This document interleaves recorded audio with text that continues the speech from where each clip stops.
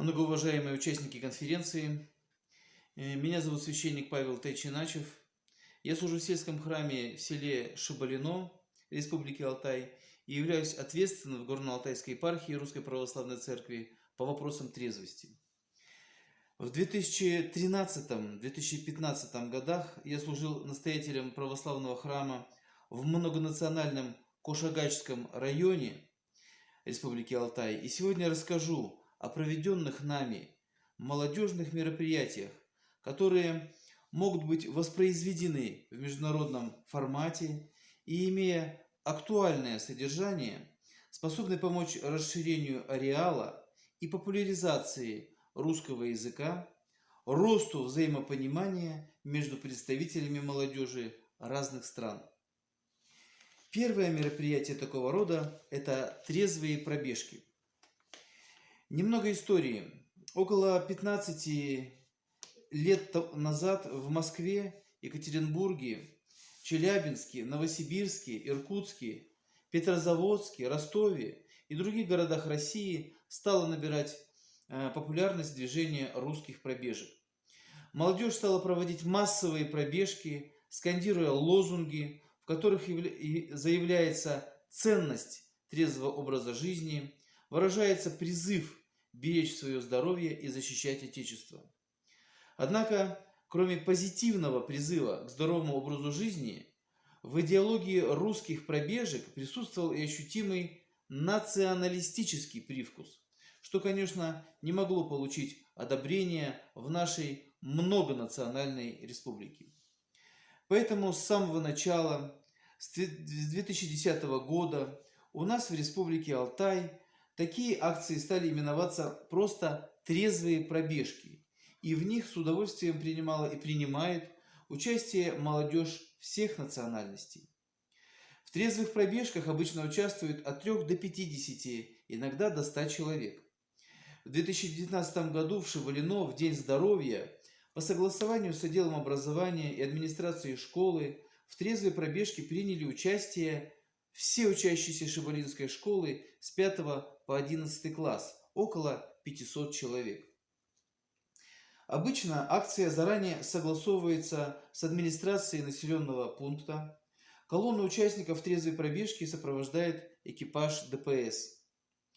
Нередко в пробежках участвуют члены различных спортивных клубов. Участники трезвых пробежек движутся легким бегом, несут впереди колонны яркие флаги, скандируют лозунги, которые в терминологии пробежек именуются трезвые кричалки. Например, «Мы за трезвость, мы за спорт, мы за крепкий наш народ». «Мы за трезвый образ жизни, послужить хотим отчизне». «Трезво праздник мы отметим, вот пример отличный детям». «Наши помыслы чисты, мы за мир без наркоты». Крошка-сын к отцу пришел, и сказала кроха: «Трезвый папа хорошо, а не трезвый плохо». Кто здесь трезвый? Много нас. Будет больше в сотни раз.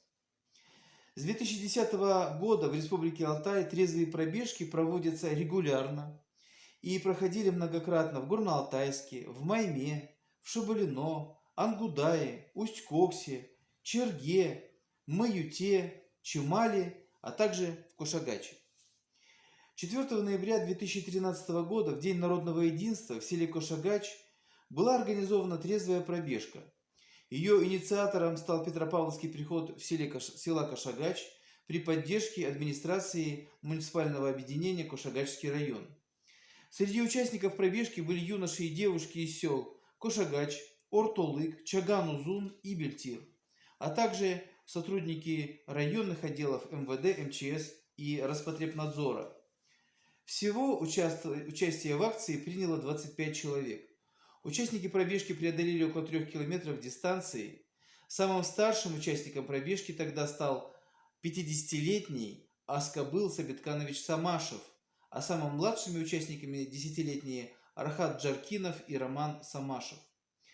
По завершении пробежки участников акции поздравили первый заместитель главы района Алексей Александрович Шанхоров и исполняющий обязанности начальника управления культуры Леонард Леонидович Таханов. А артисты Роман Саланханов, Гульнур Мамарханова, Аржан Найденов и Жалел Самашев подарили свои песни, добавив празднику красочность и романтику. На финише, на память о праздничном дне и о пробежке, всем трезволюбам вручены были красочные вымпелы и яркие оранжевые кепки. Подобная же акция, приуроченная ко Дню народного единства, состоялась в селе Кошагач в 2014 году. С поздравительной речью тогда выступил председатель районного совета депутатов Сергей Тардебанович Майхиев. Также поздравил участников пробежки председатель мусульманской общины Михаил Бектаевич Акашев. Он заметил: праздник мы встречаем с вами как должно, спортивной пробежкой, открытым и радостным общением. Одной из серьезнейших проблем сегодня является алкоголизм. Это не зависит ни от национальности, ни от положения. Сегодня мы собрались здесь, чтобы показать пример, оказать поддержку тем людям, которые желают вернуться к трезвому образу жизни и утвердиться в нем. Благодарю всех за поддержку и солидарность в таком начинании. Большая дорога начинается с первого шага. По завершении пробежки также состоялся праздничный концерт работников культуры.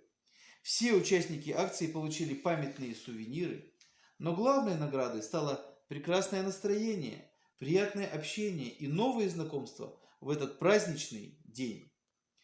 Кричалки, которые используются на пробежках, повторяются многократно, имеют позитивное и актуальное содержание, ритмически организованы, легко запоминаются и поэтому могут быть использованы при изучении русского языка. Ты мой бро, и я твой бро. Делай базу и добро. Если хочешь быть батыром, ты иди в спортивный зал. Позабудь табак и пиво, Емельяненко сказал. Вылей водку в унитаз, пьяный воин, мертвый воин, молоко, чигень и квас – вот напиток чемпиона. Завари сибирский чай, зверобой, смородина, силой напоит Алтай – это наша родина. Существуют, кстати, варианты кричалок на алтайском языке. К примеру, аракы ичпе, танкы тартпа, турюлюнди, курула. Или мен сен ол бистер, ару кюнду эрюл биле. Или спортко тартыл эрчимду, эрюл калык и иделю. Или аш амзабай байрамда, балдарга суюнчи сыйла. Бежать вместе и кричать – это естественное и радостное состояние для молодежи и детей. Общение в ходе такой акции самое непосредственное и непринужденное. У участников остаются только положительные впечатления. От обычных спортивных состязаний трезвые пробежки отличаются именно расширенным вербальным наполнением, тем, что кроме мышечных усилий участники акции вместе скандируют и довольно громко фразы на русском или любом другом языке. В организации пробежек мы сознательно исключили религиозные элементы, чтобы участники пробежек не чувствовали себя стесненными или принужденными. Думаю, трезвые пробежки могут быть воспроизведены и в международном формате, подчеркивая единство стремления молодежи разных стран к здоровому образу жизни. Наше движение «Трезвые пробежки Горный Алтай» готово оказать нашим зарубежным друзьям методическое и организационное содействие при организации таких пробежек. Познакомиться с видеоматериалами по теме трезвых пробежек вы можете на видеоканале «Трезвый батя», плейлист «Трезвые пробежки». Еще одним типом молодежных мероприятий, при организации которых в Кошагачском районе наш церковный приход плодотворно взаимодействовал с мусульманской общиной, является фестиваль воздушных змеев. Такой фестиваль проводился в Кошагачском районе дважды, как раз в День защиты детей 1 июня, в 2014 году в селе Курай и в 2015 году в селе Кокоря. Организаторами фестиваля оба раза выступали администрация муниципального объединения Кошагачский район, Петропавловский приход села Кошагач и местная религиозная организация мусульман села Кошагач. Перед началом фестиваля учителями технологий проводились мастер-классы по изготовлению воздушного змея. Участников фестиваля приветствовали главы сельских поселений, общественные деятели, специалисты районной администрации по делам молодежи. В конкурсной программе фестиваля приняли и в селе Курай, и на следующий год в селе Кокоря десятки людей. Среди них школьники, команды различных детских учреждений, семейные команды, гости из других сел района. За участников фестиваля болели сотни зрителей. Во время проведения фестиваля в селе Курай отдел погрануправления ФСБ Российской Федерации по Республике Алтай в селе Кошагач предоставил для детей полевую кухню со вкусной гречневой кашей, которая пользовалась у ребят большим успехом. Открытие фестиваля сделали ярким и красочным артисты сельских клубов. Уверен, проведение подобных мероприятий в международном масштабе оставит яркие впечатления у всех участников, позволит свободно общаться молодежи приграничных территорий, повысит уровень взаимопонимания, станет стимулом для изучения русского языка со стороны наших зарубежных друзей, повысит интерес к изучению языка соседей для граждан России, а также обогатит палитру событийного туризма в нашем туристическом регионе. Предлагаю внести в резолюцию конференции следующие пункты. Считать желательным на приграничных территориях. Первое. Развитие молодежного обмена. Второе. Проведение совместных летних детских и молодежных лагерей, походов и экспедиций, экологических акций. Третье. Организацию международных спортивных соревнований и товарищеских матчей. Четвертое.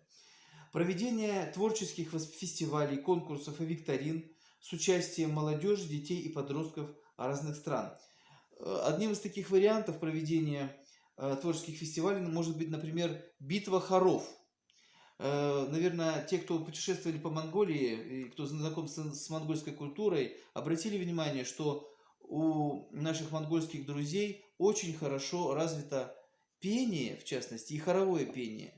Вот. И я думаю, что наши российские участники битвы хоров, если такая состоится, они многому смогут поучиться у монгольских товарищей. Еще одним пунктом, который я предлагаю внести в резолюцию конференции, это приглашение школьных и студенческих делегаций из сопредельных стран для участия в национальных праздниках. Например, Новый год, Масленица, Элоин. То есть такие праздники, которые имеют ощутимый этнический элемент. Для участия в театральных спектаклях, художественных выставках и концертах. Шестой пункт. Организацию предлагаю считать желательным. Организацию кратковременного проживания в семьях соседней страны для знакомства с укладом, бытом и культурой соседнего народа. Это для молодежи. И в заключение. В 20 веке русский язык для стран Центральной Азии стал языком новых технологий, языком современной науки, языком межнационального общения. Сегодня русский язык входит в десятку самых распространенных в мире. Его носителями являются около 258 миллионов человек.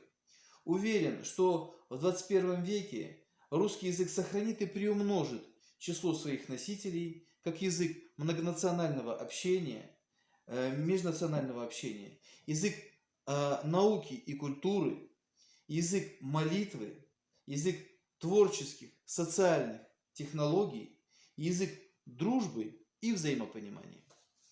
Благодарю вас за внимание.